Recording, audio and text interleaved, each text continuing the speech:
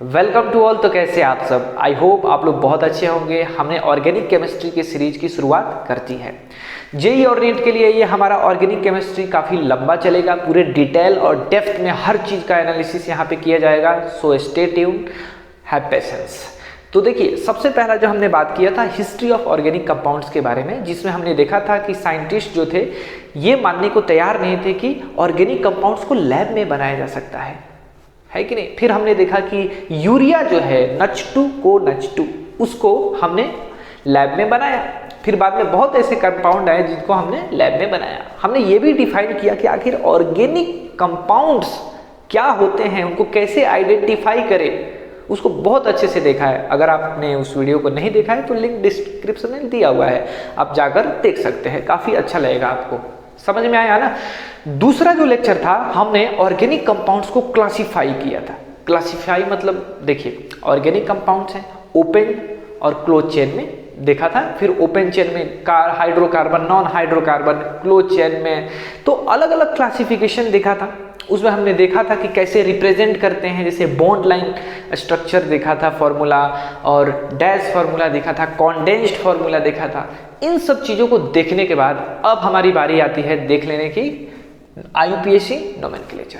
तो IUPAC nomenclature हम एकदम जीरो लेवल से हाई लेवल तक जाएंगे। अगर आप हर लेक्चर को फॉलो करते हैं, हर पॉइंट्स को नोट करते हैं, इस पे नोट्स बनाते हैं और जो भी मैं क्वेश्चन दे रहा हूँ उसको सॉल्व करते हैं, तो आप विश्वास रखिए, खुद पे भरोसा रखिए, आप हर जेई मेंस हो या नीट हो, कोई भी क्वेश्चन आप सॉल्व कर सकते हैं। समझ में आया ना इस चैप्टर से। तो आईयूपीएसी नोमेनक्लेचर शुरुआत जो है हम इस बात से करते हैं कि देखिए, हम किसी बच्चे को नाम देते हैं, है कि नहीं। जब जन्म लेता है तो उसका आइडेंटिफिकेशन क्या होता है कि भाई इसका नाम दे दो, ताकि इसी नाम से सब कोई उसको बोलेगा, है कि नहीं।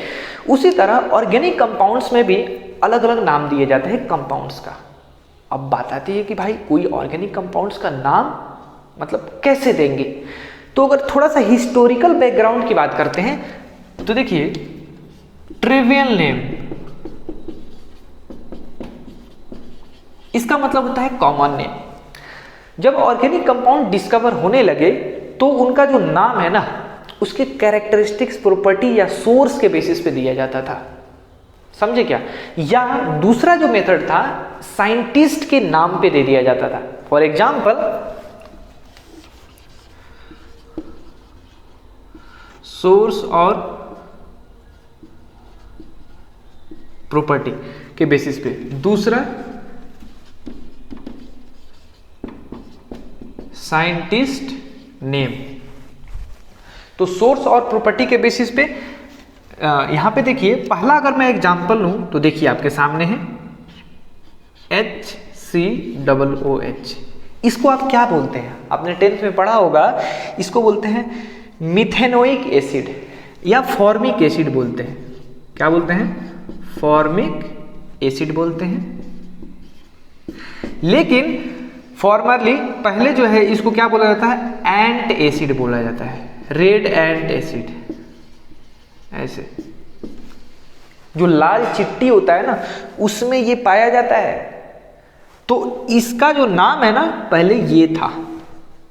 दूसरा अगर मैं एग्जांपल लूं तो देखिए, CH3COOH, ठीक है।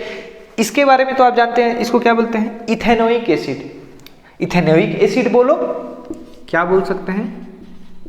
इथेनोइक एसिड या एसेटिक एसिड। एसेटिक एसिड, ठीक है। लेकिन इसका सोर्स देखें, विनेगर, ये होता है विनेगर। तो ओरिजिनल वाला ये वाला नाम था। रेड एंट एसिड ये वाला। तीसरा अगर मैं एग्जांपल लूं, तीसरा है यहाँ पे 1 2 3, थर्ड वाला एग्जांपल ले लेता हूं। यहाँ पे CH3OH, methanol, all, OH alcohol, दारू हिंदी में बोलते हैं ना। तो यहाँ पे इसको वुड स्पिरिट बोलते हैं, वुड स्पिरिट। तो ये जो अलग अलग नाम हैं हमारे इसके सोर्स या प्रॉपर्टी के बेसिस पे दिया जाता था। जैसे HCOOH को रेड एंट एसिड बोला जाता था, CH3COOH को एसिटिक ये विनेगर बोला जाता था, CH3OH को वुड स्पिरिट बोला जाता है। अब देखिए एक और मैं एग्जांपल यहाँ पे ले सकता हूँ, जैसे CH4, ये भी इसको सेकंड, इसको थर्ड, इसको फोर्थ एग्जांपल, इसको बोलते हैं मीथेन। आपको पता है एकदम बेसिक कंपाउंड है ना ऑर्गेनिक कंपाउंड का, ये मार्सी प्लेसेस में पाया जाता है, मार्सी गैस ऐसे इसको बोलते हैं। तो इन सब नाम से इसको देखा जाता था। अब साइंटिस्ट के बेसिस पे देखते हैं तो यहाँ पे देख लीजिए RMgX। R जो है ये अल्काइल ग्रुप है, Mg पता है मैग्नीशियम, X मतलब हैलोजन ग्रुप, इसको बोलते हैं Grignard reagent, Grignard reagent. R2Zn ये क्या है, फ्रैंकलैंड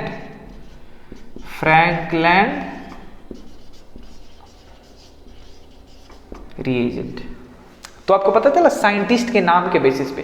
कहने का मतलब है, अब देखिए ऑर्गेनिक कंपाउंड्स तो मिलियंस में पाए जाते हैं, एक दो छोटे थोड़े ना कंपाउंड है ऑर्गेनिक कंपाउंड्स, तो हर नाम कैसे याद रखेंगे। तो कोई तो एक तरीका होना चाहिए, टेक्निक होना चाहिए, अप्रोच होना चाहिए, ताकि उसको क्लासिफाई करके उसके प्रॉपर्टी के बेसिस पे हम उसका नाम आसानी से याद रखें, उसको नाम दे, है कि नहीं। जैसे एसिड होता है तो एसिड तो बहुत तरह के होते हैं, जैसे COOH वाले ये एसिड है, सल्फोनिक एसिड वाले एसिड है, समझ रहे हो। तो अलग अलग एसिड जो है उनको क्या करेंगे, उसके कैरेक्टरिस्टिक्स और प्रॉपर्टीज के बेसिस पे हम क्लासिफाई करेंगे और उसका नाम देंगे। तो यही हुआ। तो बहुत सारे जो है ना कंट्री मिलकर इसको डिसाइड किए कि भाई चले हम ऐसा नाम देते हैं जो कि मतलब लोगों को याद रखना आसानी हो जाए।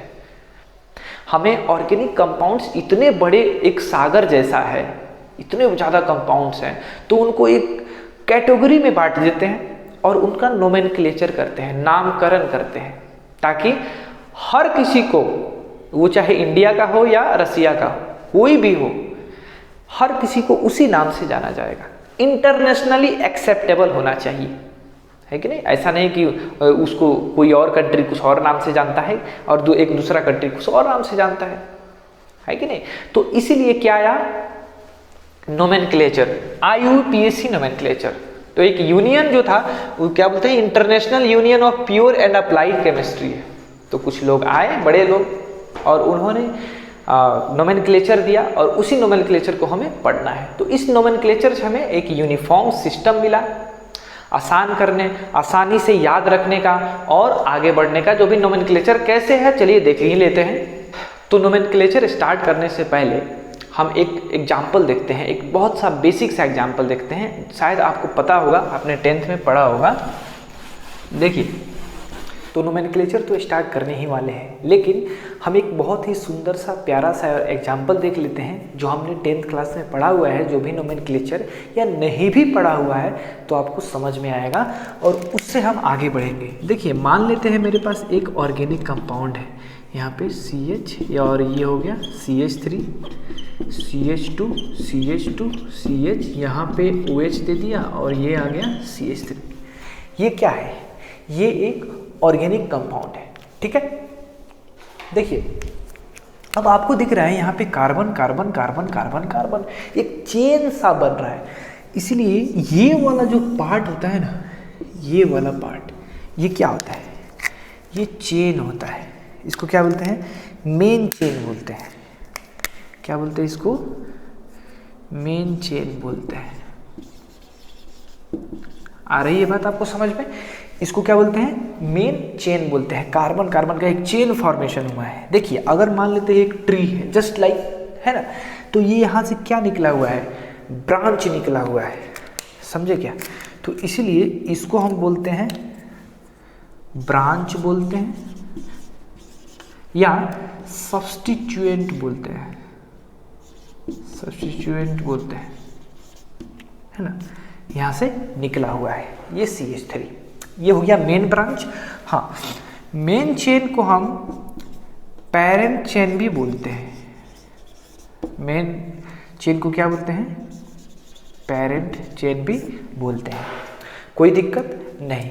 तो देखिए, और ये जो लास्ट सबसे इंपॉर्टेंट पॉइंट क्या है, ये वाला OH। OH क्या है, अल्कोहल। तो इसको क्या बोलते हैं हम, फंक्शनल ग्रुप बोलते हैं। इसको क्या बोलते हैं, फंक्शनल ग्रुप बोलते हैं। अब देखिए सबसे ज्यादा इंपॉर्टेंट क्या है, ये फंक्शनल ग्रुप। ऑर्गेनिक कंपाउंड में क्या होता है, मतलब ये एक जनरल फॉर्म है जिसमें क्या दिया है, एक मेन चेन दिया है, एक ब्रांच निकला हुआ है और एक फंक्शनल ग्रुप आया है। तो यही क्या है, इसी का हम नोमेनक्लेचर करते हैं और हमें पढ़ना है। लेकिन हमारे लिए ये OH जो है फंक्शनल ग्रुप इतना ज़्यादा इम्पोर्टेंस क्यों रखता है। देखिए, किसी भी ऑर्गेनिक कंपाउंड में जो पार्टिसिपेट लेता है, केमिकली एक्टिव होता है, वो कौन सा होता है, फंक्शनल ग्रुप होता है। मतलब अगर ऑर्गेनिक कंपाउंड है तो उसके प्रॉपर्टी को, कैरेक्टरिस्टिक्स को डिफाइन कौन करता है, फंक्शनल ग्रुप करता है।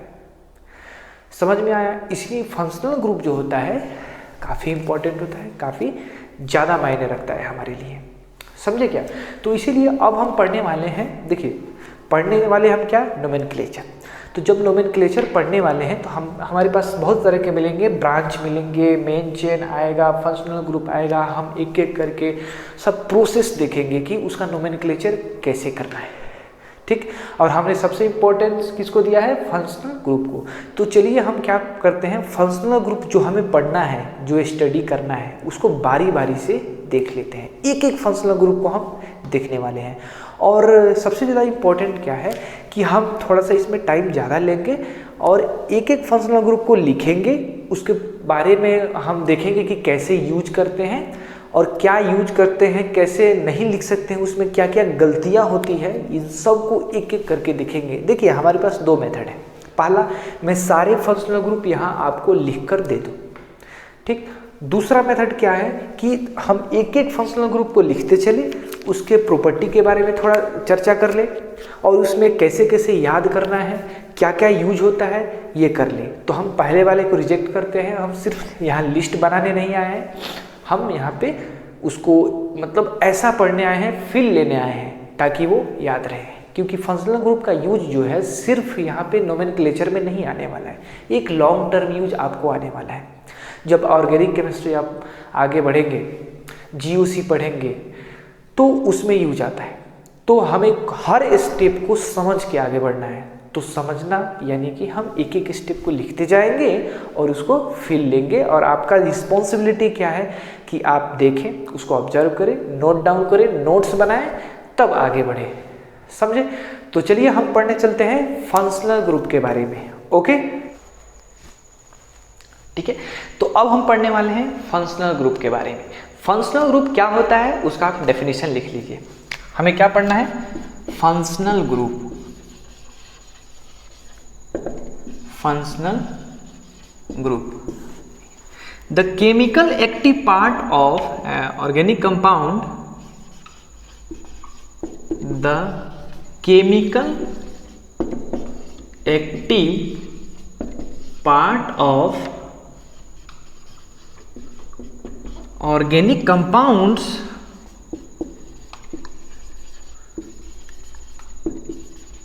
which is responsible for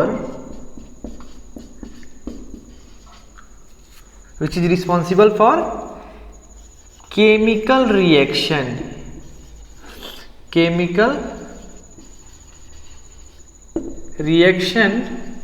and chemical characteristics of the compound, ऐसे लिख सकते हो, chemical characteristics of the compound. आई बात समझ में, ये होता है फंक्शनल ग्रुप। तो फंक्शनल ग्रुप में आई होप कोई कंफ्यूजन आपको नहीं होगा। तो चलिए बारी बारी से एक एक फंक्शनल ग्रुप को देख लेते हैं, ठीक है। तो ये अपने डेफिनेशन लिख लिए, ओके। तो चलिए इसको मिटाते हैं। देखिए सबसे पहला जो फंक्शनल ग्रुप हमें पढ़ना है वो क्या है, कार्बोक्सिलिक एसिड। एक एक को डिस्कस करेंगे, समझ में आ रहा है, थोड़ा टाइम लगेगा लेकिन हमें याद हो जाएगा अच्छे से। कार्बोक्सिलिक एसिड, अब ये कार्बोक्सिलिक एसिड क्या होता है, देखिए RC डबल बॉन्ड OH, इसको बोलते हैं कार्बोक्सिलिक एसिड। अब देखिए इसको ऐसे भी लिख सकते हैं, कैसे लिख सकते हैं, RC डबल बॉन्ड OH, इसको ऐसे लिख सकते हैं। अब R क्या है, R एक ग्रुप है, R ऐसे लिखते हैं, ये क्या है, ग्रुप है, जो कि H हो सकता है, CH3 हो सकता है, या CH2 CH3 हो सकता है। तो H लिखा तो यहाँ डैश दे दिया, यानी ग्रुप जो है ना, इसमें एक्चुअल ये एसिडिक पार्ट है ना ये वाला, तो इसमें ये H यहाँ जुड़ सकता है, या इसमें R के बदले CH3 आ सकता है, इसमें R के बदले CH2 CH3 आ सकता है। तो आई होप आपको कार्बोक्सिलिक एसिड समझ में आया। एसिड पार्ट कौन है, ये वाला, और ये कोई ग्रुप है। कौन कौन हो सकता है, H हो सकता है, या CH3 या CH2 CH3, इस टाइप से आ सकते हैं। आई बात समझ में। देखिए एग्जाम्पल लिखते हैं पहले, वैसे ही हम देखने वाले हैं, जितने फंक्शनल ग्रुप हैं हम उसको डिस्कस करने वाले हैं, उसका स्ट्रक्चर देखने वाले हैं, R क्या हो सकता है और क्या नहीं हो सकता है उसको देखने वाले हैं, और फिर एक या दो एग्जाम्पल देखने वाले हैं।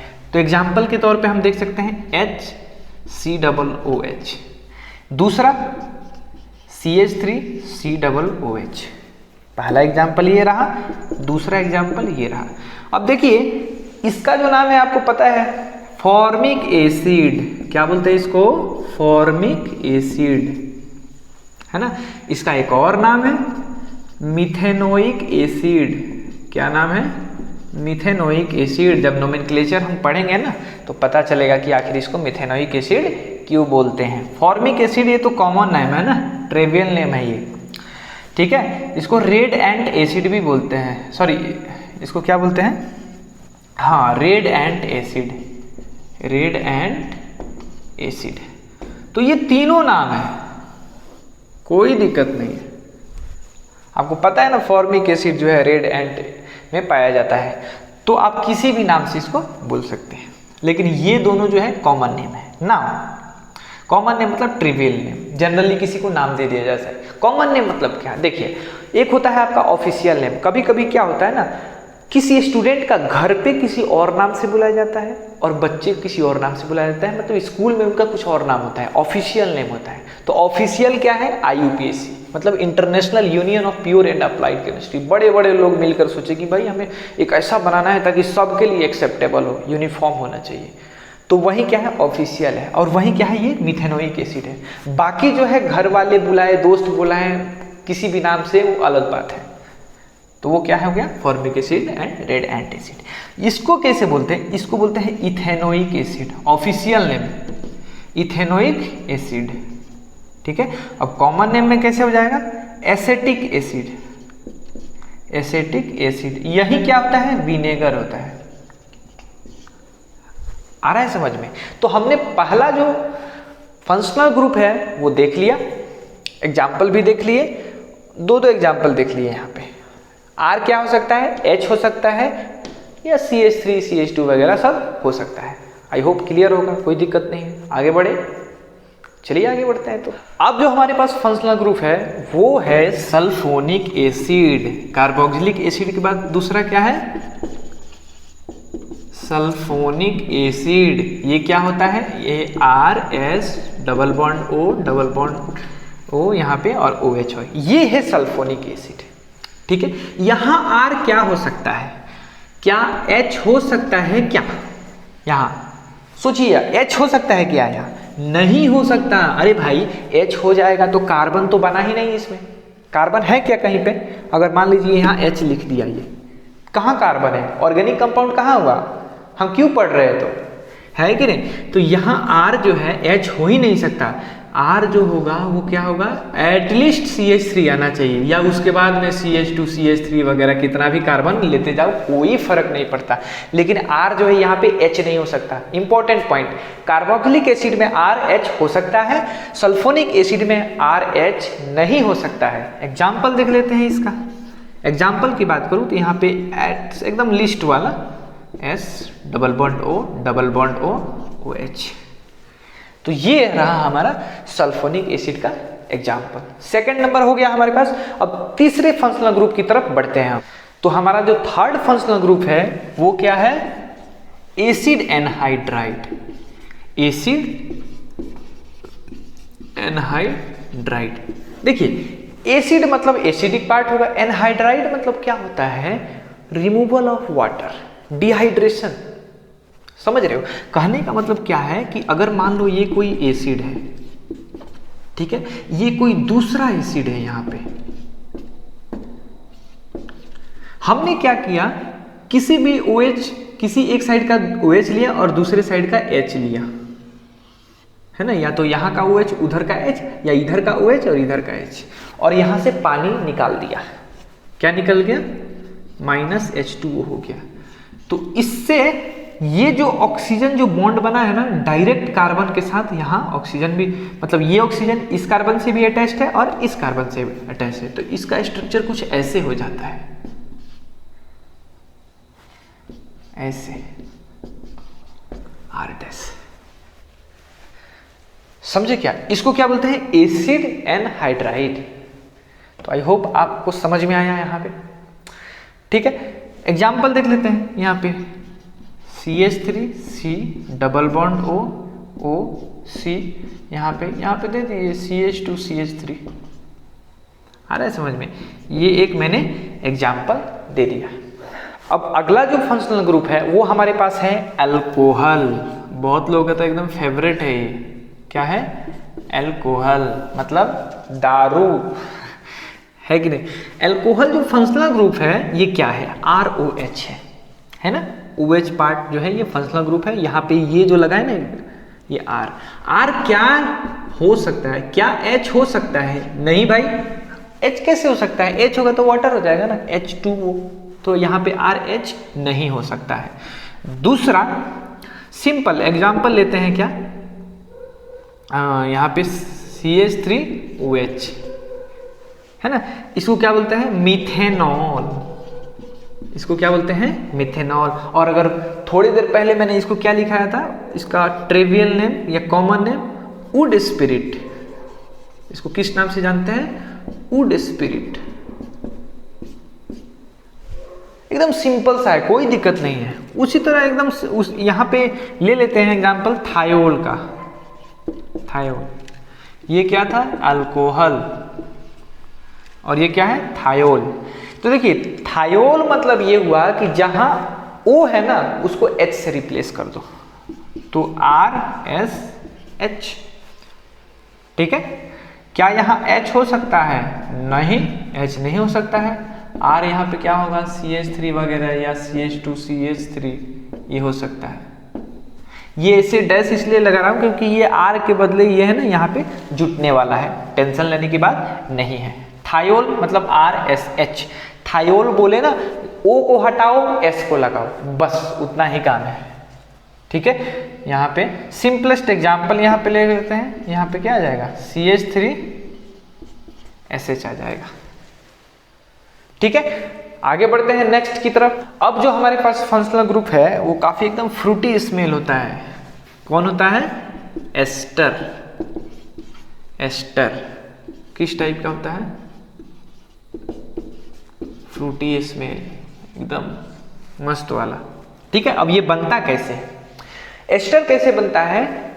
एसिड है, अल्कोहल है, उसमें से हम वाटर रिमूव कर लेते हैं। जैसे ये क्या है? ये एसिड है और यहाँ क्या है? अल्कोहल है। हमने क्या किया? वाटर इसमें से हटा दिया, है ना। तो ये क्या बन गया? RC double bond O। यहाँ पे देखिए H2O हट गया ना, तो ये जो ऑक्सीजन है इस कार्बन से अटैच होगा और फिर डायरेक्टली इस वाले R- से अटैच होगा। इसी को बोलते हैं हम क्या? एस्टर बोलते हैं, है कि नहीं। तो यहां से यहां लिख दो, -H2 चला गया तो बन गया। तो ये होता है हमारा एस्टर। आगे बढ़ते हैं। अब जो नेक्स्ट हमारे पास फंक्शनल ग्रुप है वो है एसिड अमाइड। क्या है? एसिड अमाइड, ये वाला फंक्शनल ग्रुप है। देखिए एसिड अमाइड जो होता है कुछ इस टाइप का होता है, RC डबल बॉन्ड O, यहाँ पे N। तो ये 3 तरह का होता है, और याद रखना तीनों अलग अलग फंक्शनल ग्रुप हैं। यहाँ पे H डाल दो, यहाँ पे H डाल दो, ये पहला हो गया। यहाँ पे H डाल दो, यहाँ पे एक R डैश डाल दो। R डैश मतलब CH3 या CH2CH3 मतलब कार्बन वगैरह का। यहाँ पे R डबल डैश डाल दो, यहाँ R डैश डाल दो, समझ रहे हो? यानी CH यहाँ पे आएगा, CH3 वगैरह, CCC, तीनों पे क्या आएगा? कार्बन आने वाला है। इसको बोलते हैं, जिसमें 2 हाइड्रोजन है, ये 1 डिग्री अमाइड बोलते हैं। इसको क्या बोलते हैं? 1 डिग्री। इसको क्या बोलते हैं? 2 डिग्री अमाइड बोलते हैं। और लास्ट वाले को 3 डिग्री अमाइड बोलते हैं। याद आ रहा है? जिसमें हमने 1 degree, 2 degree and 3 degree carbon को देखा था पिछले वाले लेक्चर में। तो 1 डिग्री कार्बन का मतलब ऐसा कार्बन जो अपने पड़ोस के डायरेक्ट कांटेक्ट में हो, और वो भी कितना? 1 कार्बन के। 2 डिग्री का मतलब एक ऐसा कार्बन जो कि अपने पड़ोस के 2 कार्बन से डायरेक्ट कांटेक्ट में हो, बॉन्ड बनाया हुआ हो। और 3 डिग्री का मतलब होता है ऐसा कार्बन जो 3 कार्बन से बॉन्ड बनाया हुआ है। समझ में आ रहा है? उसी तरह यहाँ पे एक ऐसा नाइट्रोजन जो 1 कार्बन से यहाँ पे बॉन्ड बनाया है, वो क्या है? 1 डिग्री अमाइड। यहाँ देखिए 2 कार्बन से, ये वाला जो नाइट्रोजन सेकंड वाला है ना, इस वाले से और इस वाले से बॉन्ड बनाया है। थर्ड वाले में देखिए इस वाले से, यहाँ तीनों पे कार्बन आने वाले हैं। ठीक है, 1 डिग्री अमाइड को वहाँ याद हो 1 डिग्री कार्बन को प्राइमरी बोलते थे, तो यहाँ भी क्या बोलेंगे? प्राइमरी अमाइड बोलेंगे 1 डिग्री अमाइड को। और 2 डिग्री अमाइड को क्या बोलेंगे? Secondary amide. और 3 डिग्री को क्या बोलेंगे? Tertiary amide. आई बात समझ में? तो ये कुछ है। और इंटरेस्टिंग बात, ये लिख लो, नोट कर लो, नोट में लिख लो एकदम, all are different functional group, है ना? एकदम अच्छे से नोट कर लेना, ये तीनों अलग अलग फंक्शनल ग्रुप है। बहुत इंपॉर्टेंट पॉइंट है ये। ठीक है, तो अब जो हमारा नेक्स्ट फंक्शनल ग्रुप है वो भी काफी इंटरेस्टिंग है, और वो क्या है? अमाइन। नेक्स्ट फंक्शनल ग्रुप क्या है? अमाइन। देखिए अमाइन कैसे होता है, यहाँ RNHH, ये इसको बोलते हैं 1 डिग्री अमाइन या प्राइमरी अमाइन। वैसे ही चल रहा है ना, एकदम सिंपल वाला प्राइमरी अमाइन। ठीक है, यहाँ पे एक तो H दिया, दूसरे पे एक अल्काइल ग्रुप लगा दिया, तो ये क्या होगा? ये 2 डिग्री अमाइन है, या इसको सेकेंडरी अमाइन बोलते हैं। नाउ अगर मैं इसकी बात करूं जिसमें नाइट्रोजन से तीनों बॉन्डेड जो है वो क्या हो? कार्बन वाले आ जाए, तो R डबल डैश, यहाँ पे R डैश, तो इसको बोलते हैं 3 डिग्री अमाइन या टर्शियरी अमाइन। कोई दिक्कत नहीं है, एकदम सिंपल है, कोई भी दिक्कत नहीं है इसमें। 1 डिग्री अमाइन या प्राइमरी अमाइन। 1 डिग्री वही ऐसा नाइट्रोजन जो 1 कार्बन से डायरेक्ट बॉन्ड बनाया है, वो क्या है? 1 डिग्री। यहाँ पे नाइट्रोजन 2 कार्बन से, एक ये वाला R डैश से, एक R से बनाएगा। यहाँ पे नाइट्रोजन जो है तीनों कार्बन से डायरेक्ट, 3 कार्बन से, यानी 3 डिग्री अमाइन होगा। करेक्ट। अगला जो फंक्शनल ग्रुप हमारे पास है वो है अल्डिहाइड। अल्डिहाइड है कि नहीं? अल्डिहाइड, इसको कैसे लिखते हैं? RCHO ऐसे लिखो, या RC डबल बॉन्ड ऐसे H। यहां पे R जो है H हो सकता है, याद रहे। तो इसका एग्जाम्पल एक लिख लेते हैं, HCOH पहला एग्जाम्पल। दूसरा एग्जाम्पल लिखते हैं CH3C डबल बॉन्ड OH। तो ये 2 एग्जाम्पल हो गए, किसके? अल्डिहाइड के हो गए। नाउ नेक्स्ट जो हमारे पास है वो क्या है? कीटोन। नेक्स्ट क्या आने वाला है? कीटोन आने वाला है। तो कीटोन देखो वो होता है R C double bond O R dash. तो आर भी एच नहीं हो सकता, आर डैश भी एच नहीं हो सकता है। देखिए कोई भी इसमें से अगर एक एच हो गया तो वो तो अल्डिहाइड हो जाएगा ना, अल्डिहाइड हो जाएगा। इसलिए ध्यान रखना यहाँ पे आर या आर डैश एच नहीं हो सकता है। इसका एग्जाम्पल देख लेते हैं, एकदम सिंपलेस्ट वाला ये हो जाएगा CH3 C double bond O CH3। दूसरा ऐसे एग्जाम्पल ये भी लिख सकते हैं CH3 CH2 C double bond O CH3। तो ये दो एग्जाम्पल्स हैं। आई बात समझ में? तो हमारे पास कौन सा फंक्शनल ग्रुप था? ये अल्डिहाइड था, अल्डिहाइड फंक्शनल ग्रुप था। सॉरी अल्डिहाइड नहीं था, हमारे पास क्या था?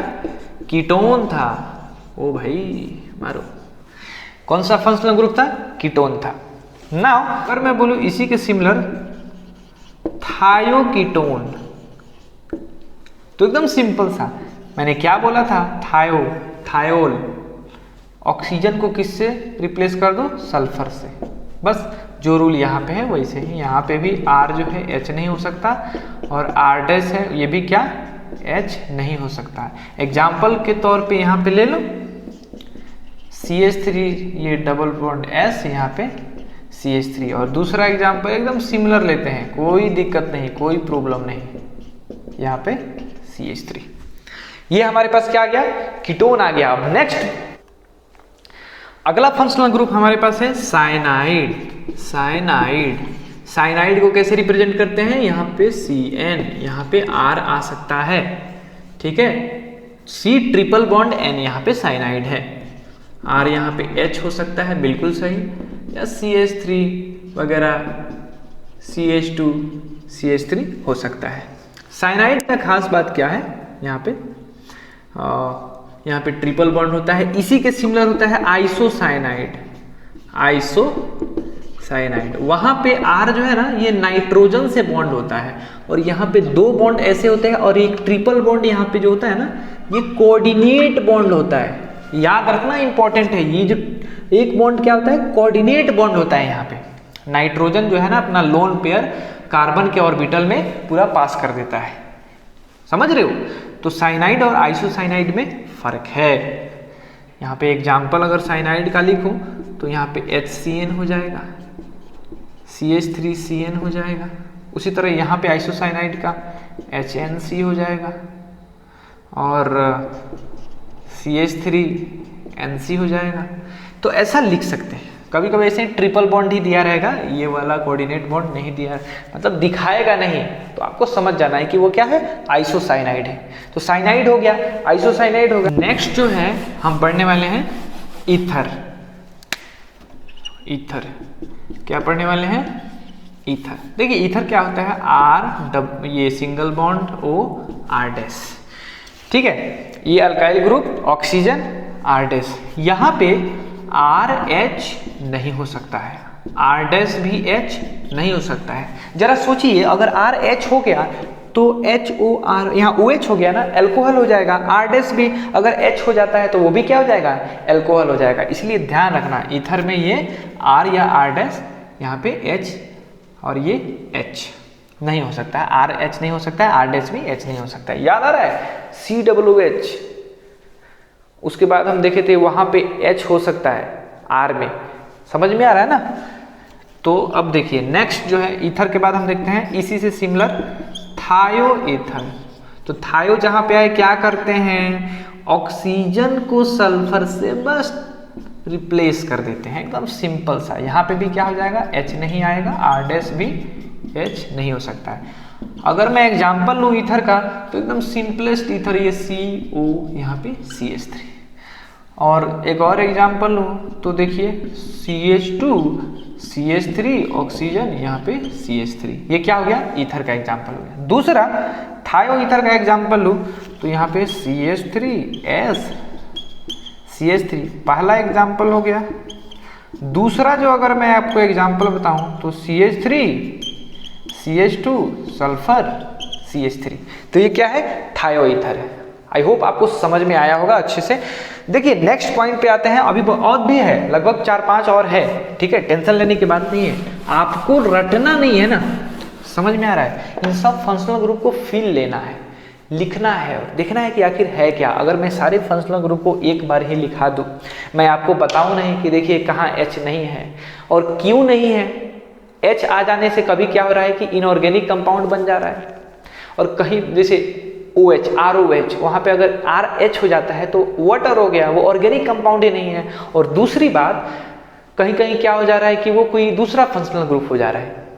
जैसे अल्डिहाइड में हमने देखा था कि H जो है लास्ट में होता है कि नहीं, कार्बन पे ऑक्सीजन डबल बॉन्ड होता है, H होता है, लेकिन कीटोन में R- दोनों साइड रहता है तो वहाँ H नहीं हो सकता है। अगर H होगा तो कीटोन अल्डिहाइड हो गया ना। तो ये फर्क कब समझ में आएगा, जब मैं एक एक फंक्शनल ग्रुप को यहाँ पे लिखूं और आपको दिखाऊं, शो करूँ कि देखिए ये ऐसा नहीं हो सकता है। समझ रहे हो ना, एक बार अगर जान लेंगे ना तो फिर हमारे लिए नोमेनक्लेचर ज़्यादा डिफिकल्ट नहीं है, आसान है, समझे। आगे बढ़ते हैं नेक्स्ट। अब आगे बढ़ने से पहले एक बहुत इंपॉर्टेंट पॉइंट जो हमने मिस कर दिया उसको देख लेते हैं। हमने देखा था कि ये क्या होता है, ये होता है 1 डिग्री अमाइन, 1 डिग्री अमाइन, याद आ रहा है ना। 2 डिग्री अमाइन भी लिखा था हमने, और 2 डिग्री अमाइन में हमने नाइट्रोजन के एक R- दिया था और H दे दिया था। 3 डिग्री अमाइन दिया था R, यहाँ पे R हो गया, और यहाँ पे R' है ना। एटलीस्ट एक R होना चाहिए, ऐसा मत लिख देना NH3, समझे क्या है। जब ये लिखे हो ना ये, तो ये RH नहीं होना चाहिए, क्योंकि अगर ये H हो जाता है तो हमारे पास आ जाता है NH3, और NH3 क्या है, अमोनिया। NH3 क्या है, अमोनिया। अमोनिया अमाइन नहीं है, इंपॉर्टेंट बात, अमोनिया अमाइन नहीं है, समझ में आया ना। और ये तीनों क्या है, डिफरेंट फंक्शनल ग्रुप है, तीनों क्या है, डिफरेंट फंक्शनल ग्रुप है। जैसे हमने 1 डिग्री अमाइड, 2 डिग्री अमाइड और 3 डिग्री अमाइड देखा था ना, तो तीनों क्या है, डिफरेंट फंक्शनल ग्रुप है। सिमिलरली यहाँ पे 1 degree amine, 2 degree amine, 3 degree amine, या primary amine, secondary amine, tertiary amine, तीनों क्या है, डिफरेंट फंक्शनल ग्रुप है, समझे। नेक्स्ट पॉइंट की तरफ बढ़ते हैं, उसमें हमें क्या करना है, नाइट्रो। नाइट्रो तो देखिए NO2 लिख दो, ये क्या है, ये नाइट्रो ग्रुप है NO2। तो NO2 का जो होता है ना, ये ऐसे, ये ग्रुप जो है ना, ये नाइट्रो है, ये एक कोऑर्डिनेट बॉन्ड ऑक्सीजन को ऐसे, ये बॉन्ड ऐसे बनाता है। नाइट्रोजन जो है ना डबल बॉन्ड ऑक्सीजन के साथ बनाता है, सिंगल बॉन्ड यहाँ पे इस ग्रुप के साथ, अल्काइल ग्रुप के साथ बनाता है, और एक चूंकि यहाँ पे लोन पेयर रहता है तो लोन पेयर कोऑर्डिनेट कर देता है इस ऑक्सीजन को। आई बात समझ में, तो इस तरह से बॉन्ड बनता है। तो जनरली हम ऐसे ही रिप्रेजेंट करते हैं RONA2, किसको, नाइट्रो। तो ये हो गया हमारे पास नाइट्रो। नेक्स्ट क्या है, नेक्स्ट है नाइट्राइट। नाइट्राइट वो क्या है, R तो रहेगा, यहाँ ONO रहेगा, यहाँ NO2 है। याद रखो, नाइट्रो में नाइट्रोजन डायरेक्ट बॉन्ड बनाता है R से, लेकिन यहाँ पे ऑक्सीजन डायरेक्ट बॉन्ड बनाता है R से। तो याद रहे ये बात, इसको क्या बोलते हैं, नाइट्राइट बोलते हैं। और दूसरा होता है नाइट्रोसो। नाइट्रोसो तो नाइट्रो क्या था, यहाँ पे RNO, यहाँ डबल बॉन्ड O भी दे सकते हो इसे, समझे क्या। ये क्या है, नाइट्रोसो है ना, एक ऑक्सीजन खो गया ना यहाँ पे, तो ये क्या हो गया, नाइट्रोसो। नाइट्रो याद आ रहा है ना। तो हमारे पास ये नाइट्रो भी लिख लेता हूँ यहाँ पे, ताकि एक ही जगह सब आ जाए। नाइट्रो क्या आ जाता है, RNO2 आ गया। तो ये हो गया नाइट्रो, ये हो गया नाइट्राइट, ये हो गया नाइट्रोसो। तो आई होप आपको समझ में आ रहा है। नेक्स्ट देखते हैं, अगला जो हमारा फंक्शनल ग्रुप है वो ये है, एसिड हैलाइड। एसिड हैलाइड, देखिए ये क्या होता था, एसिड होता था, है ना, कार्बोक्सिलिक एसिड। अब हमने क्या किया, OH हटाकर यहाँ पे X लगा दिया। X क्या हो सकता है, फ्लोरीन, क्लोरीन, ब्रोमीन, आयोडीन, कोई भी हो सकता है इसमें से, तो वो क्या होगा, एसिड हैलाइड बोलते हैं। सिंपलेस्ट एग्जांपल यहाँ देखते हैं, यहाँ पे ऐसा लिख सकते हैं इसको, CH3CO, यहाँ पे Cl, इसको बोलते हैं acidic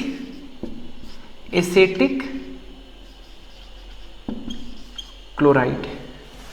acidic chloride. Acetic chloride का एग्जाम्पल के साथ हम आगे बढ़ते हैं।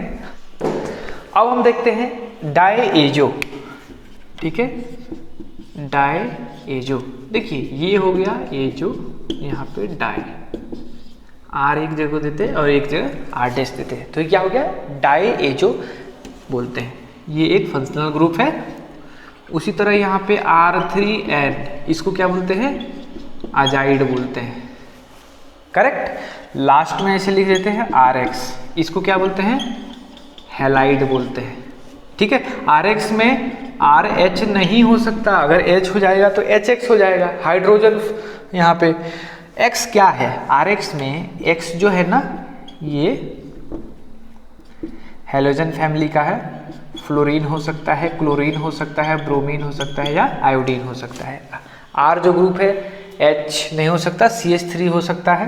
तो सिंपलेस्ट एग्जाम्पल आ गया CH3X। दूसरा एग्जाम्पल आ गया CH3, CH2, CH3X।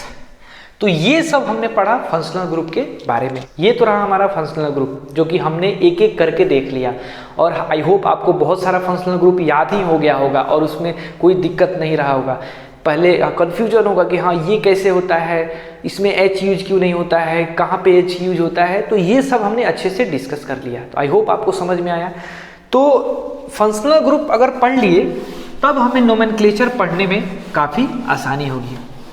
अगर हमें फंक्शनल ग्रुप याद है सारे जो हमने एक एक करके डिस्कस किया, तो हमें सिर्फ हमारा नोमेनक्लेचर में ही हेल्प मिलने वाला नहीं है, हमारे साथ जो भी चैप्टर आने वाले हैं, जो हम पढ़ने वाले हैं ना आगे चल के, जैसे कि GOC हो गया या कोई रिएक्शन है, तो उसमें हेल्प मिलने वाला है।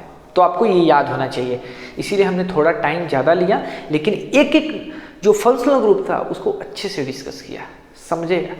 तो अब जो है हम आते हैं नोमेनक्लेचर पे। तो देखिए एकदम जीरो लेवल से स्टार्ट करते हैं, बेसिक से। नोमेनक्लेचर क्या, कैसे लिखते हैं? तो नोमेनक्लेचर जो हम लिखते हैं, हम इस वाले फॉर्मूले का यूज करते हैं। सबसे पहले प्रेफिक्स लिखते हैं, उसके बाद में वर्ड रूट यूज करते हैं, और फिर सफिक्स, बस यही है। समझे? ये तो हमारे पास क्या आ गया, एक जनरल फॉर्मूला आ गया। लेकिन थोड़ा सा और मॉडिफाइड करके अच्छे तरीका से कर दे तो देखिए, प्रीफिक्स में भी दो टाइप का होता है। एक 2 डिग्री प्रीफिक्स होता है जिसको हम सेकेंडरी प्रीफिक्स बोलते हैं, और एक 1 डिग्री प्रीफिक्स होता है जिसको क्या बोलते हैं, प्राइमरी प्रीफिक्स बोलते हैं। तो ये तो सबसे पहले 2 डिग्री प्रीफिक्स लिखते हैं, फिर 1 डिग्री प्रीफिक्स लिखते हैं, ठीक है, इसका तब लिखते हैं वर्ड रूट, और बाद में सफिक्स लिखते हैं। तो सफिक्स में पहले 1 डिग्री सफिक्स लिखते हैं, याद रखना, और लास्ट में 2 डिग्री सफिक्स।